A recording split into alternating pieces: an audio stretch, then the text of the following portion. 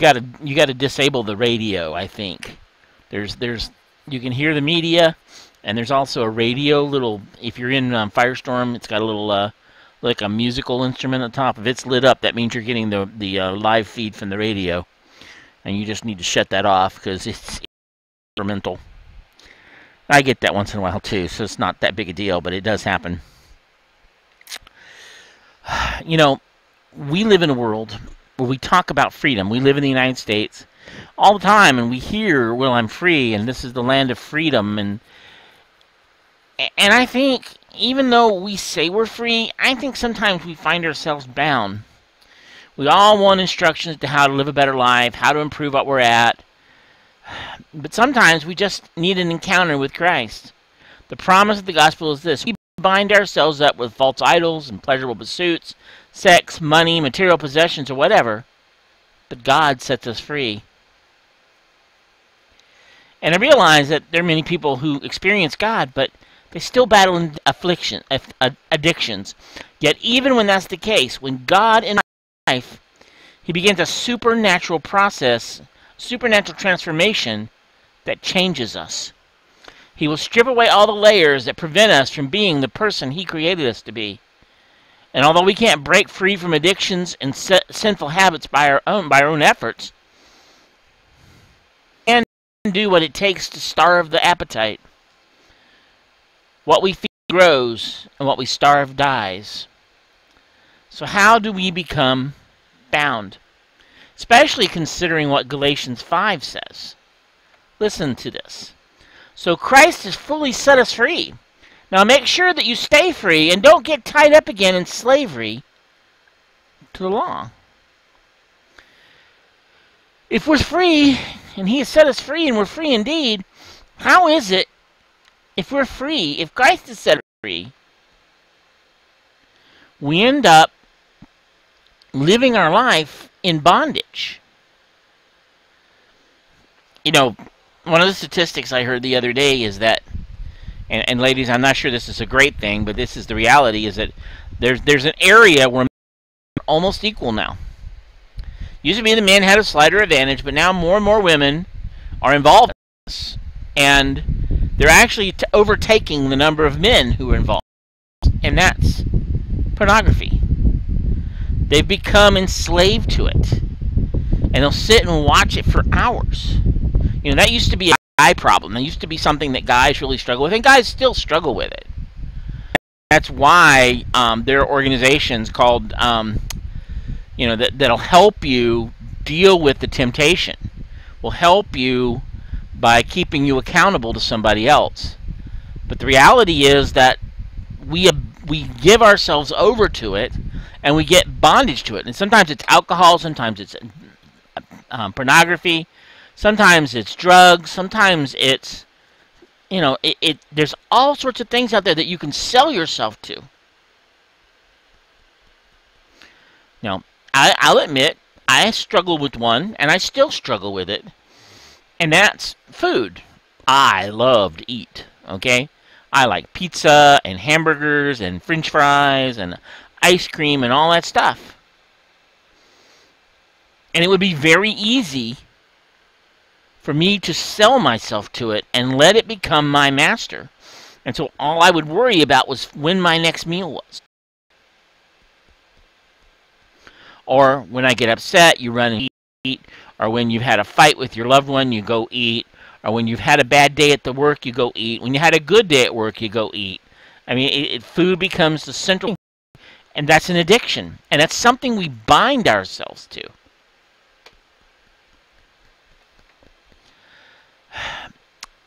But see, I want to take a look, and we're actually going to be in Judges for a little bit. But how do we become bound? And I think one of the things we need to realize is when we live in hiding and secrecy, we open the door to bondage. This is from Judges, chapter 13, verse 5. And Samson went down to Timnah with his father and mother and came to the vineyards of Timnah. Suddenly a young lion came roaring at him. The Spirit of the Lord took control of him, and he tore the lion apart with his bare hands as he might have torn a young goat. But he did not tell his mother or father what he had done. So, here's the situation. Samson is born a Nazarite. Okay, now that's not a Nazarene, and that's, a Nazarite, and that's not where he was. It wasn't because he was from Nazareth. It's because Nazarites were taking a special vow.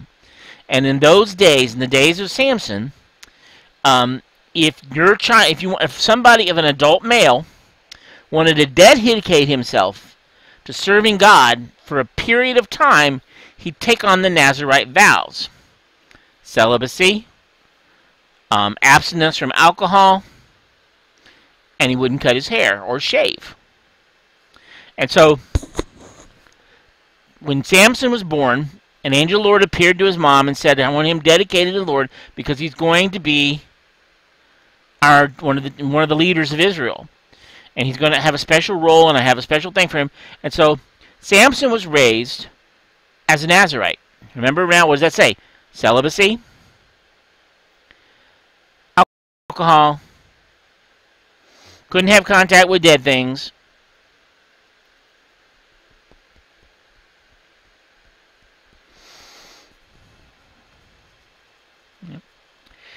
Now, normally a Nazarite was a short period of time.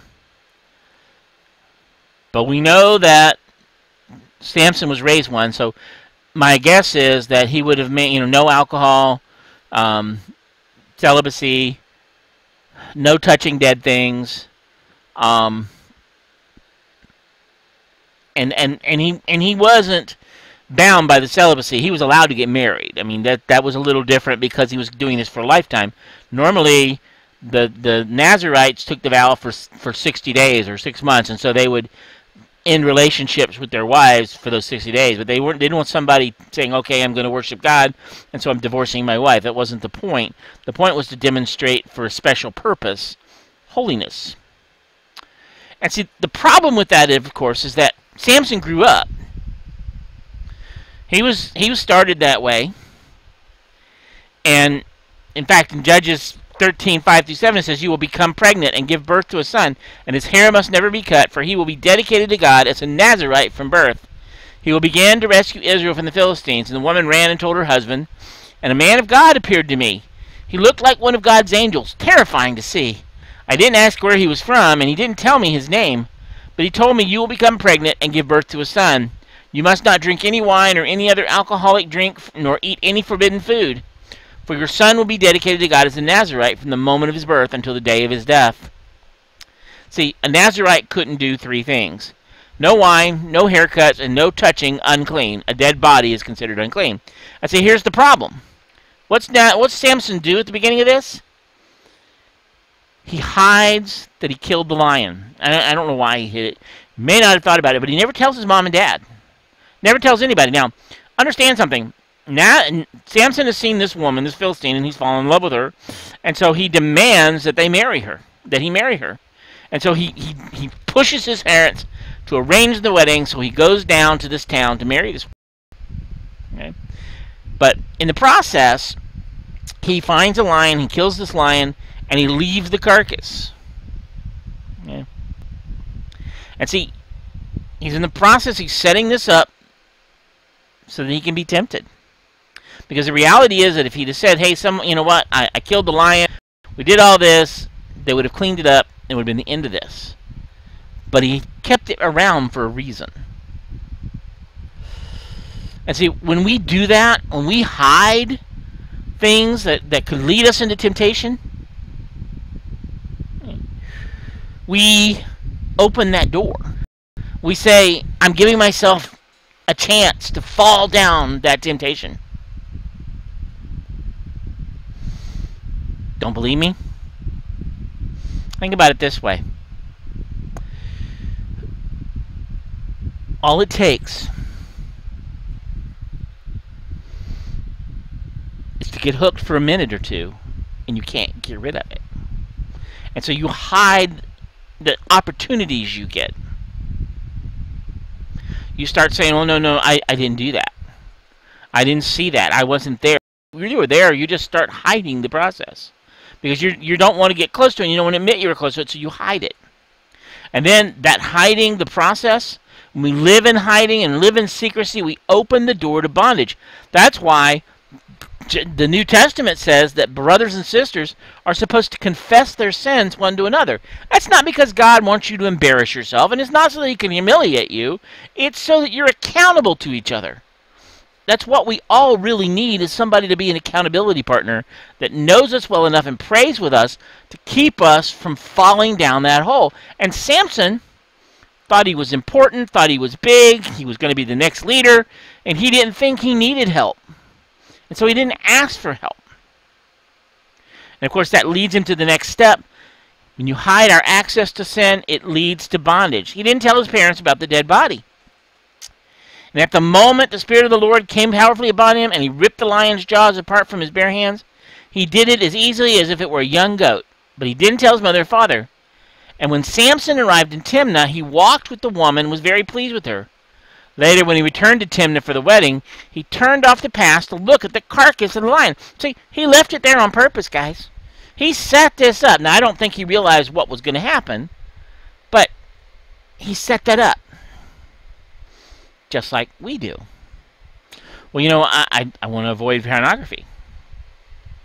But I flip on my YouTube, and I go back, oh, I remember seeing that video, and I start watching it.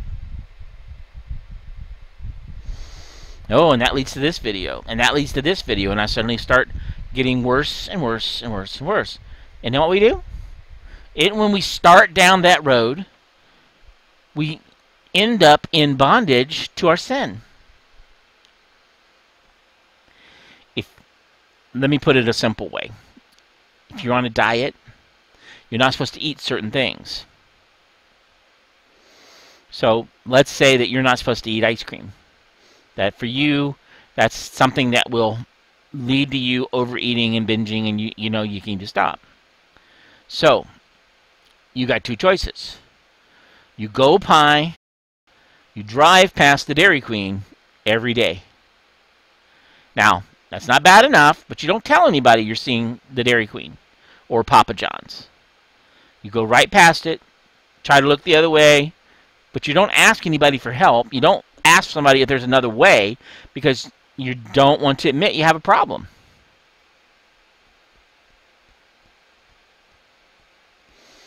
And then one day, you pull in to the Papa John's or the Dairy Queen or the Pizza Hut or the Domino's, and you can smell the pizza. And oh, it smells so good. You know, if I just eat one bite, nobody's going to know. So you go in, you get a slice of pizza. I know you can't really do that at Papa John's, but you get a slice of pizza or you get an ice cream cone, and you devour it in hiding. You don't want anybody to see it, because you don't want to admit you had this problem. But just a little bit. And so he gets there. He's on his way to Timnah to marry this woman who he wasn't supposed to marry anyway, because she wasn't from the tribe of Israel. He was told not to intermarry with anybody else, but he's going to do it anyway because he's stubborn. And he sees the lion's carcass, and a swarm of bees it into a nest. And they had made honey. Now, I know that's pretty gross. It's pretty gross to me. Does he say, oh no, I can't do this because I've been promised, I took a vow not to touch dead things or unclean things? No, what does he do? He walks over and he eats some of the honey. And then to compound it, rather than, confessing, oh God, what did I just do? What does he do? He goes and he takes some of the honey to his mom and dad. So they're unclean too. Now, we don't quite get that because we don't live in that kind of culture.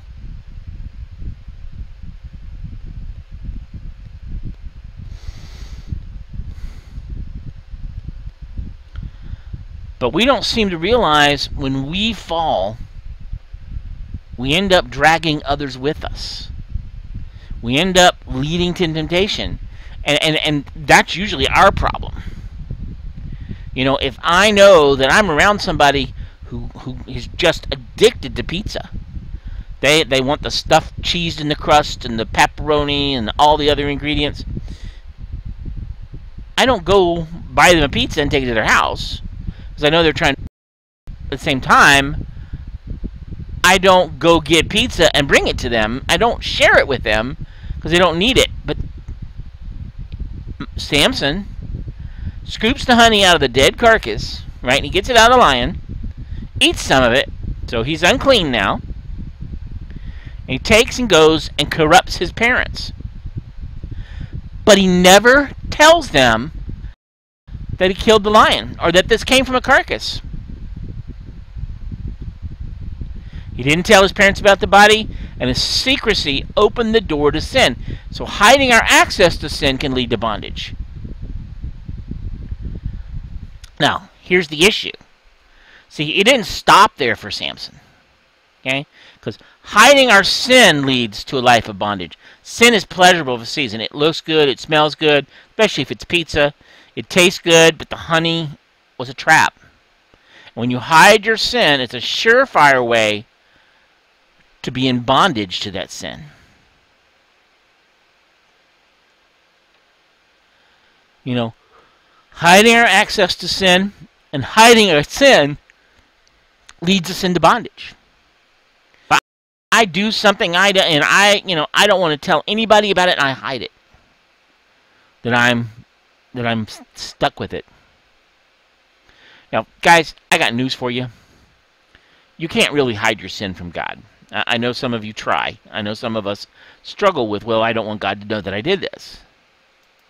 But see, that's part of the problem is when you sin, God is with you. And when you hide your sin, all you're doing is giving yourself over to something to control you. Sin is pleasurable for a season. If it looks good and tastes good, but the honey is a trap. Think about it. Adam and Eve in the garden. Serpent comes by and says, God told you not to eat of any tree in the garden. He says, no, just this one, and not to even go near it. Old Adam, who's the wimp over there, he's standing around, ho, ho, ho, watching a video game or something, I don't know. And he just ignores it. He doesn't come to his wife's rescue. He doesn't defend her. He doesn't talk to the snake and drive him away. He lets his wife deal with it. And, of course, the serpent deceives her. And she sees the fruit, and it looks good, and it smells good, and it's pleasurable to eat. And so she takes some and eats it, and then she gives it to her husband and corrupts him too. And they both fall. Because when you hide your sin, when you do something and you try to hide it, and so what's Adam and Eve do? You know the story here, guys. What's Adam and Eve do after they eat of the fruit? Did they go to God and fall on their faces and beg forgiveness? Confess their sins and repent? No, what did they do? They hid. They got some forest greenery, covered themselves, and hid in the woods so that God couldn't find them. Now, about you guys, but that's probably not the brightest thing you could ever do, because God knows you and sees you, and God sees everything we do, but that's not the point. The point is they're trying to hide their sin, want God to know. And that leads to a life of bondage. If you have access to sin and you don't deal with it, you don't get somebody who's accountable to, if you hide your sin, you fall, you refuse to repent, you cover it up, then you're in bondage to it. And last but not least, when we flirt with sin, it leads to a life of bondage. One day, Samson went to the Philistine town of Gaza and spent the night with a prostitute. Now, guys, tell me something. Does this sound like a spin spiritually? I already know that he broke every one of his vows except one. Because in Timnah, and we're not going to cover that part of the story, he got so drunk they ended up making a bet with him. And then he won the bet. He was not a nice guy, but he got drunk. Well, what does it say? He's supposed to be no alcohol. Not supposed to do anything with it. Not supposed to cut his hair. And not supposed to have contact with dead things. So here he is. He's drunk. He's had contact with something dead. He's eaten honey out of it. He's corrupted his mom and dad, so they're Jewish law, by touching a dead thing, you were considered unclean. And you weren't allowed, I mean, this is before the temple, but you weren't allowed to come into the temple of God until you were cleansed.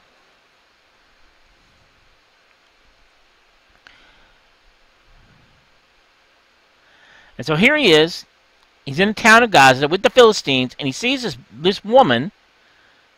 Okay, his wife's back home, so he's cheating on his wife.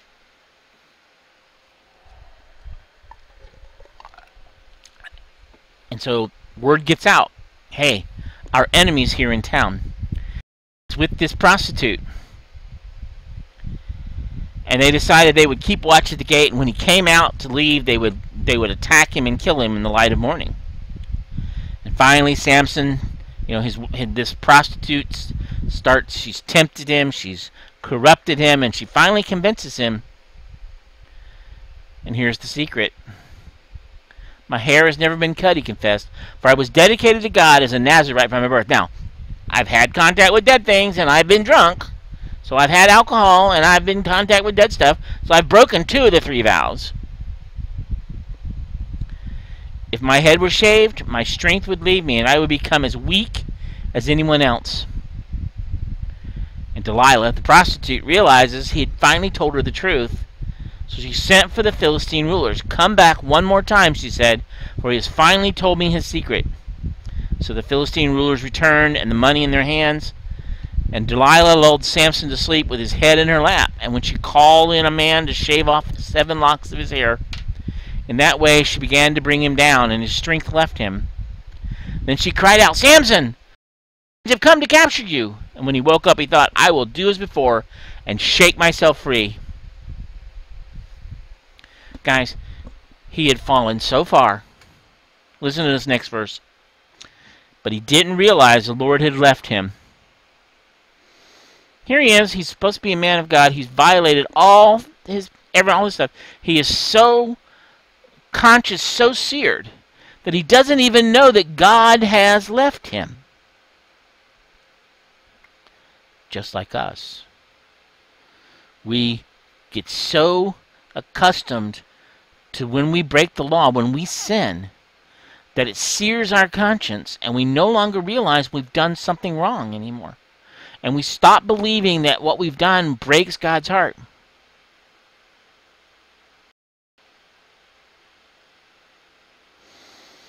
It should devastate us, but we harden our hearts to it. And so we become in bondage to it. And so we don't even realize when God surrenders us to our sin, and he doesn't even know God left him. So they came and they gouged out his eyes, and they took him to Gaza, where he was bound with bronze chains and forced to grind grain in the prison.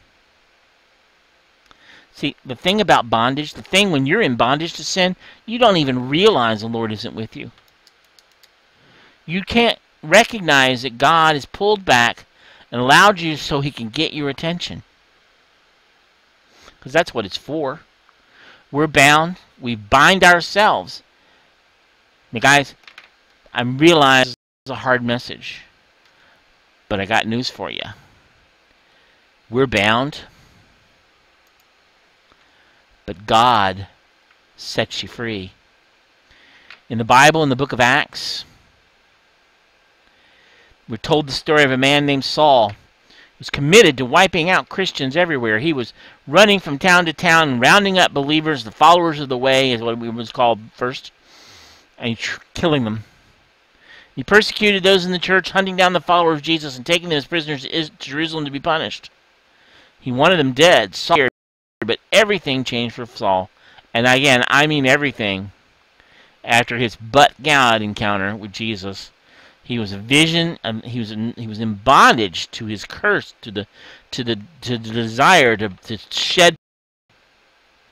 He saw a vision of the resurrected Christ, and what followed was a complete 180-degree turn in his life. This bounty hunter's change was so dramatic, his life was so different, that after his conversion, he actually had to change his name from Saul to Paul. It's one of the most dramatic conversions in the Bible, and today Paul is probably the most well-known apostle, someone who took the story of Jesus and the hope he brings, from place to place until he finally was put to death for his faith.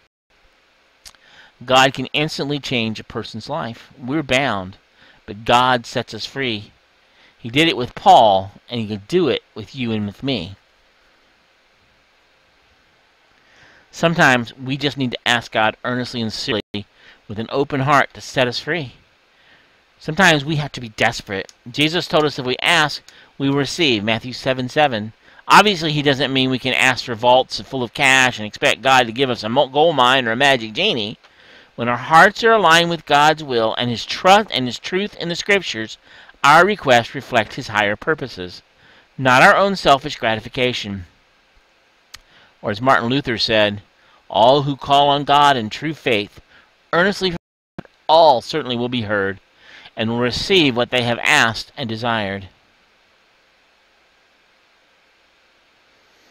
Think about that. Mark 10:46-52. And then they reached Jericho, and as Jesus and his disciples left town, a large crowd followed him, and a blind beggar named Bartimaeus, son of Timaeus, was sitting beside the road. And when the Bartimaeus heard that Jesus of Nazareth was nearby, he began to shout, Jesus, Son of God, Son of David, have mercy on me. Be quiet, many of the people yelled at him, but he only shouted louder, Son of David, have mercy on me. When Jesus heard him, he stopped and said, tell him to come here. So they called the blind man. Cheer up, they said. Come on, he's calling you. Bartimaeus threw aside his coat, jumped up, and came to Jesus. What do you want me to do for you? Jesus asked. My rabbi, the blind man said, I want to see. And Jesus said to him, your faith has healed you. And instantly the man could see, and he followed Jesus down the road. Can you envision this scene, folks? The huge crowd of people gather. They all want a piece of Jesus for who he is, what he's doing, what can he do for me. In the midst of this chaos, there's a blind beggar causes the scene. The crowd must have thought he was Bartimaeus didn't care. He would not go unnoticed, and this is his opportunity to have an encounter with Jesus Christ, the Messiah, God in the flesh. And as a result of his faith, of his unwillingness to be polite and compliant, our boy Bartimaeus experienced the supernatural healing of his sight. Can you learn a lot from Bartimaeus' encounter about how we can encounter Christ and be set free from our own blindness? I am convinced. I am thoroughly convinced. We, like Bartimaeus, must be desperate for our healing before we can experience a but God moment. Transformation that will free us from whatever binds us. We don't know a lot about Bartimaeus except that he was a blind and a beggar. It is likely that he will spend his days sitting at the side of this road. It may be that he's been doing it for years. What kind of work would he do without? Could he do without his sight? Beggar ends up his best career option.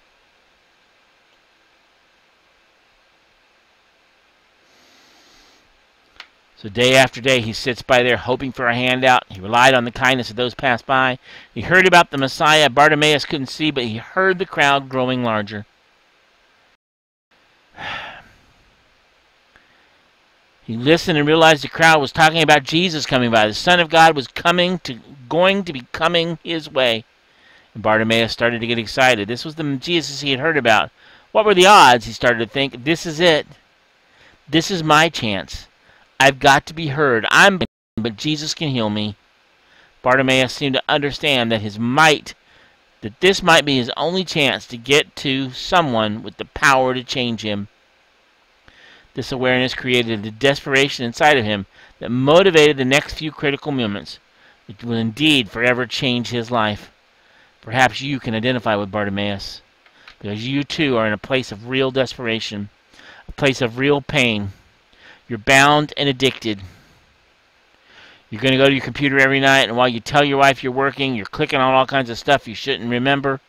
You know that you're poisoning your mind with every relationship and with every new image, but you can't stop, even when you want to.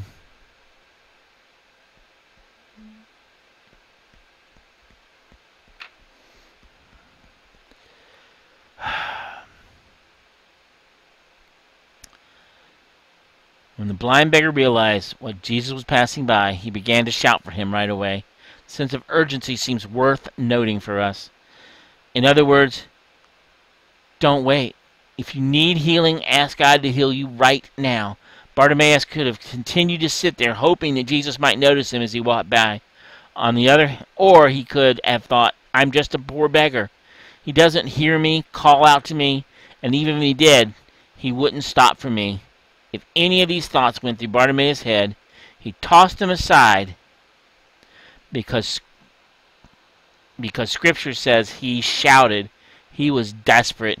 He wouldn't wait. He was going to ask, even in front of a large crowd.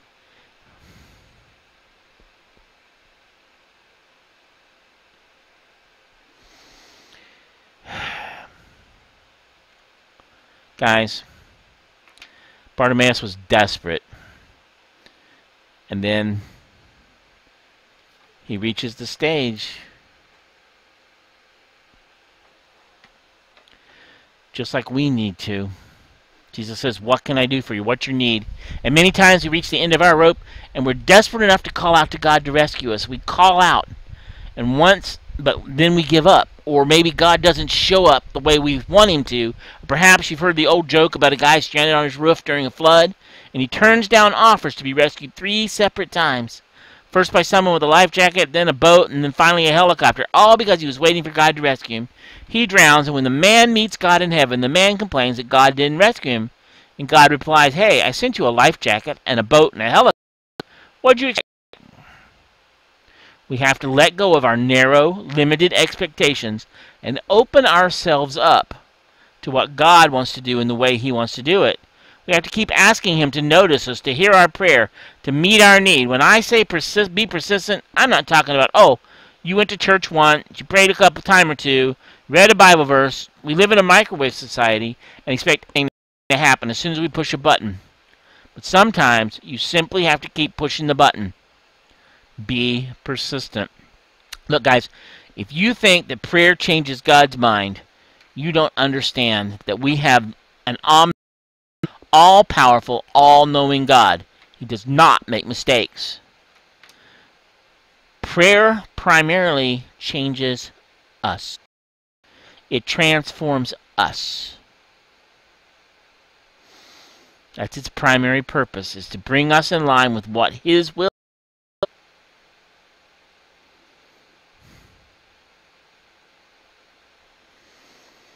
When you're shackled to something that won't let you go, you've got to keep going, taking the next step. Don't call out once and quit. Jesus taught, ask and it will be given to you, and you find.